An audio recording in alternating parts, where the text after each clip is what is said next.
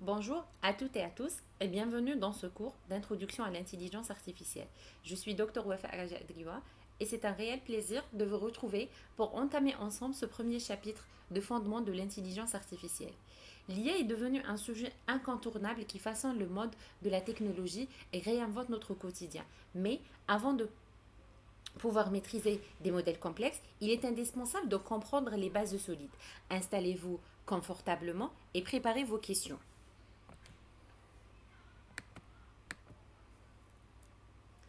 Pour bien aborder ce premier chapitre consacré au fondement de l'IA, voici le parcours que nous allons suivre ensemble. Il s'articule autour de 5 grands points clés. Définition, historique, domaine, application, avantages et risques. Avant de plonger dans le vif du sujet, précisons ensemble ce que vous devez retenir et maîtriser à l'issue de ce premier chapitre. L'objectif principal est de bâtir un socle de compréhension théorique solide réparti sur 3 grands axes. Situer la chronologie, définir l'intelligence artificielle et la rationalité et maîtriser la distinction fondamentale entre les grands types d'apprentissage. Passons maintenant à une question fondamentale. Qu'est-ce qu'une intelligence artificielle? Pour la définir simplement, l'intelligence artificielle est à la fois une science et un ensemble de technologies qui s'inspirent des facultés humaines. Elle vise à doter les machines de 4 capacités essentielles: percevoir son environnement, apprendre de ses expériences, raisonner pour résoudre des problèmes et enfin agir en conséquence. Mais quand on parle d'intelligence artificielle, de quelle intelligence parle-t-on exactement? Historiquement, les chercheurs ont classé les approches de l'intelligence artificielle selon 4 visions classiques. Penser comme des humains, c'est l'approche cognitive. Ici, l'objectif est d'utiliser l'intelligence artificielle pour modéliser le fonctionnement du cerveau humain.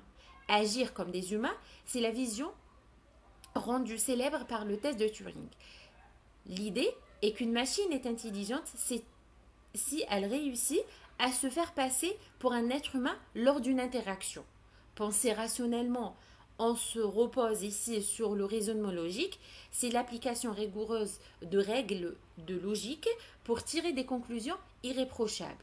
Et agir rationnellement, c'est la notion d'agent intelligent. L'objectif n'est pas forcément d'imiter l'humain avec ses défauts, mais de créer un système capable de prendre la meilleure décision possible pour atteindre son but.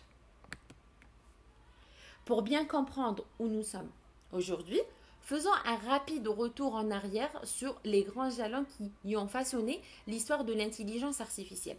Tout commence dès 1943 avec la conception du tout premier réseau de neurones artificiels. Quelques années plus tard, en 1950, Alan Turing introduit son célèbre test.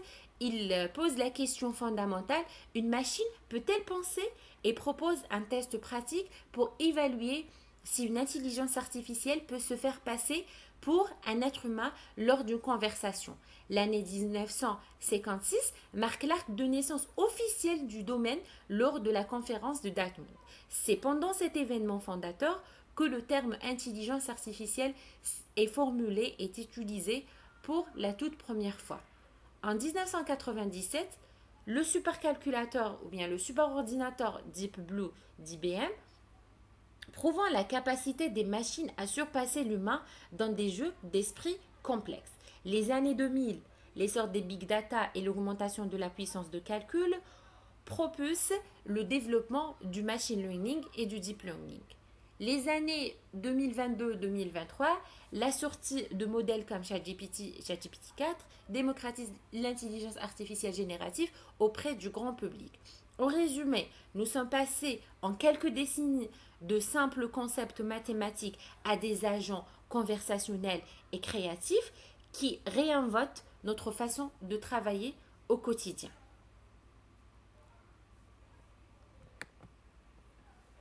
Pour bien appréhender l'intelligence artificielle, il faut la concevoir comme un carrefour. D'un côté, elle se nourrit de plusieurs disciplines fondamentales, de l'autre, elle se ramifie en sous-domaines spécialisés qui façonnent ses applications. Regardons tout d'abord la partie gauche de notre schéma, les fondations sur lesquelles repose l'intelligence artificielle. Les mathématiques et les statistiques, elle constitue le corps théorique de l'intelligence artificielle.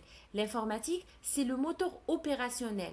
Elle fournit les structures de données, l'ingénierie logicielle et le matériel indispensable pour coder les algorithmes et exécuter des calculs massifs. Les neurosciences et la psychologie, elles apportent la source d'inspiration. Passons à la partie droite.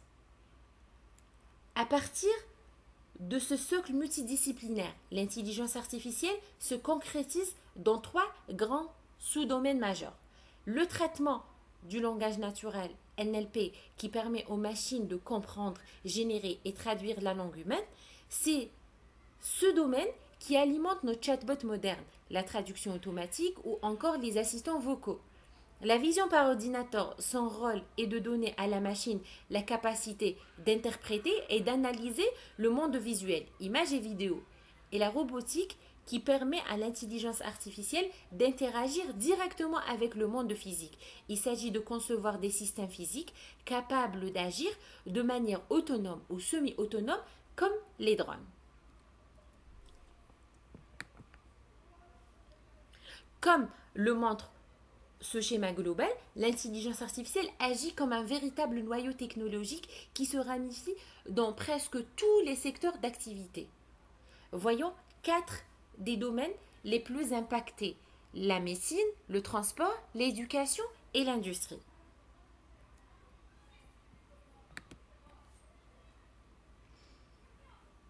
Passons aux avantages et risques de l'intelligence artificielle. Commençons par le côté positif, les opportunités qu'apporte l'intelligence artificielle. L'efficacité et l'automatisation, elle permet d'automatiser des tâches répétitives et d'obtenir des gains de productivité considérables. La précision sur de grands volumes de données, l'IA ou bien l'intelligence artificielle excelle là où l'esprit humain est limité par la masse d'informations. L'accélération des découvertes scientifiques, que ce soit pour la recherche en médecine, le climat ou la physique, l'intelligence artificielle devient un véritable accélérateur de découvertes.